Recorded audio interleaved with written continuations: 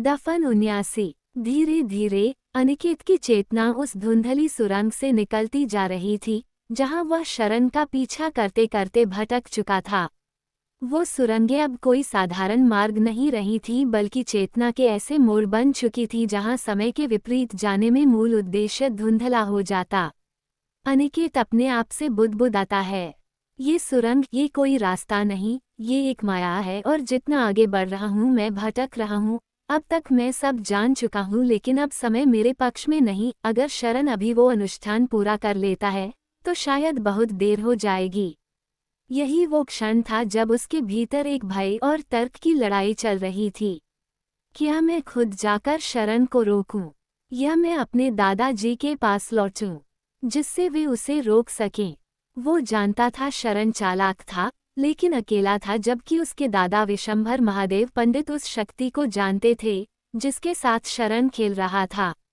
आखिर अनिकेत ने निर्णय लिया, अब यही सही होगा कि मुझे अपने दादाजी के पास जाना चाहिए।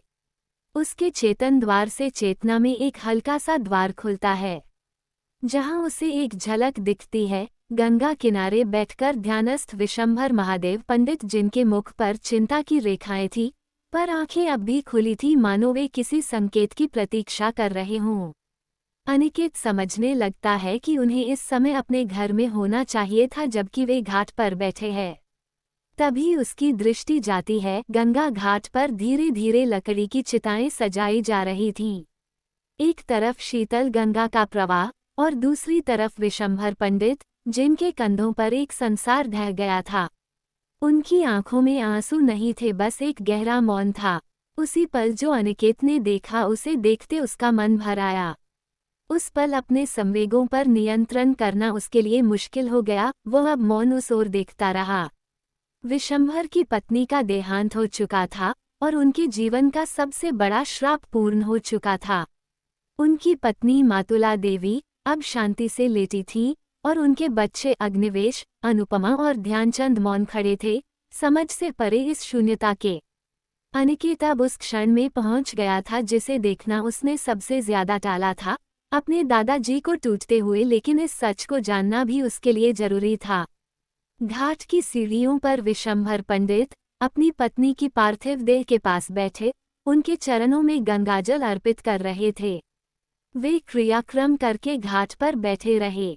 वे शून्य में ताकते, मानो उस शून्य में उनका समस्त समा गया हो। वहीं पास ही बैठी थी एक युवा साध्वी गंगादेवी, उनकी मुन्हाबोली बहन, जिन्होंने उनके कठिन दिनों में हमेशा साथ निभाया था। गंगादेवी ने कहा, भैया, बच्चों को अब मैं अपने साथ रखूंगी कुछ दिन। अनुपमा तो पानी भी नहीं पी रही है। विशंभर ने धीमे स्वर में उत्तर दिया, उसे मां की जगह कोई नहीं दे सकता गंगा, लेकिन तेरा साथ एक आश्वासन है। अनिकेत चेतना में होकर भी अब बिल्कुल पास खड़ा था। वह देख रहा था कैसे एक महायोगी, एक महान ज्ञानी, अब केवल एक टूटा हुआ पति बन गया था। अनिकेत बुदबुदाया, दादाजी, आप अकेले क्यों हैं? आप दुनिया के लिए शक्ति थे, लेकिन नियति के आगे आप भी मौन है। वह चिल्लाना चाहता था, उनके नजदीक जाकर उनका दुख समेटना चाहता था, लेकिन चेतना का नियम था, काल में हस्तक्षेप, मृत्यु को बुलावा देना होगा। गंगा के बहाव में चिता धू धू कर जल रही थी।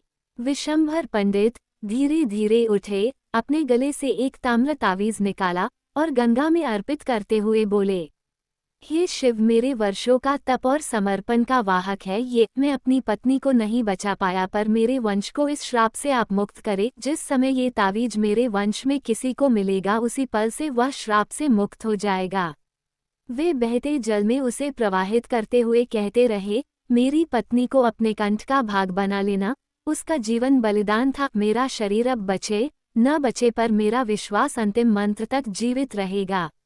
इसके बाद उन्होंने हाथ जोड़कर गंगा को प्रणाम किया। ये सब देखता हुआ अनिकेत अंतरस टूट गया। नहीं, ये पल नहीं देख सकता। मैं इस काल में रुक गया तो चेतना की डोरी टूट जाएगी, लेकिन मैं इन्हें यूं अकेले भी मरते नहीं देख सकता। तभी चेतना के भीतर एक आवाज गूंजने लगी, अनिकेत, चेतावनी थी तुझसे, तू अगर भाव में बहा तो लौट नहीं पाएगा। वह रुक गया। चिता की ज्वाला अब बुझ चुकी थी।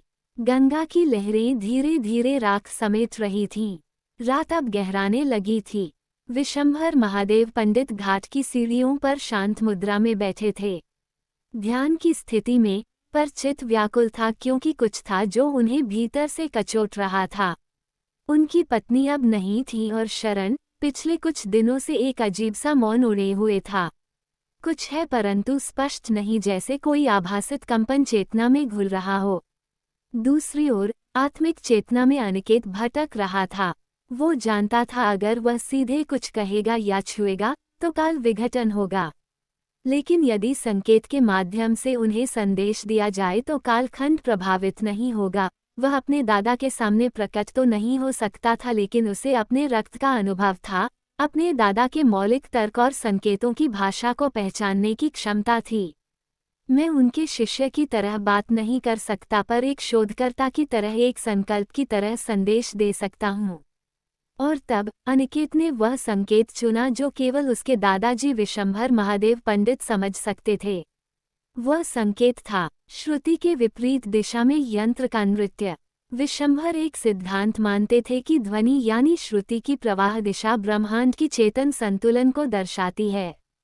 यदि कोई त्रिकोणीय मंडल मंत्र यंत्र उस धारा के विपरीत दिशा में घूमता हो तो वो एक अवांछनीय जागरण का संकेत है। घाट पर रखा एक दीपक जो हमेशा जल की ओर झुकता था, अब उल्टी दिशा में हिलने लगा। अचानक पंडित जी ने आंखें खोल दी। ये तो श्रुति विरुद्ध यंत्र गति है। और उसी क्षण पास की रेत में एक आकृति उभरी, बहुत हल्की पर स्पष्ट। एक त्रिकोण जिसके मध्य में एक संख्या 9। ये देख पंडित जी जैसे जड़ हो गए। त्रिकोण के साथ नव मतलब विनाश का मंडल, ये तो वही संकेत है जो ताम्रपत्र पर देखा था। अब उनकी चेतना तेजी से सोचने लगी। इसे जरूर किसी चेतना ने छोड़ा है। मैं समझ गया हूँ, गुप्त मंदिर में अनुष्ठान आरंभ हो चुका है। पंडित जी उठ खड़े हुए। उनके कदम अब गंगा से नहीं गुप्त मंदिर की ओर बढ़ रहे थे। विशंभर महादेव पंडित चुपचाप मंदिर की ओर बढ़े, पर उनके भीतर एक हलचल थी। वे अब मंदिर के गर्भगृह में प्रवेश कर चुके थे। अचानक रुकते हैं। गर्भगृह की दीवार पर एक हल्की सी छाया बनाती है, त्रिकोण के आकार की। ये वही त्रिकोण था जो ताम्रपत्र के अनुष्ठान मंडल में शरण ने बनाया था। ये देख विशंभर का चेहरा सख्त हो गया। शरण, इसका मतलब वो वही है, यज्ञशाला के खंडहर में। अनिकेत की चेतना थरथराई, पर वह शांत रहा। वह बिना कालखंड को छेड़े सबका साक्षी बन रहा था। उनके कदमों में दृढ़ता थी। जो द्वार मैंने बंद किए थे अब उन्हीं को फिर से बांधना होगा। विशंभर तुरंत त्रिकोण के बाहर बने रक्षाचक्र के पास पहुंचे, जहां से उस जीव की ऊर्जा धीरे धीरे मानव चेतना के तंतु में प्रवेश कर रही थी। उन्होंने एक रक्षामंडल खींचा और एक गुप्त मंत्र का जाप करने लगे। त्रिगुणाय विक्रमे चेतनाय विनियोजये ब्रह्म विभागे संस्थान स्थूल वायु बंधनाया। उस मंत्र के साथ वह जीव जो अब तक धीरे धीरे जाग रहा था, एकदम जड़ हो गया। उसके चारों ओर प्रकाश की रेखाएं जुड़ने लगी, मानो एक ब्रह्मांडीय शक्ति पिंजरा बना दिया गया हो।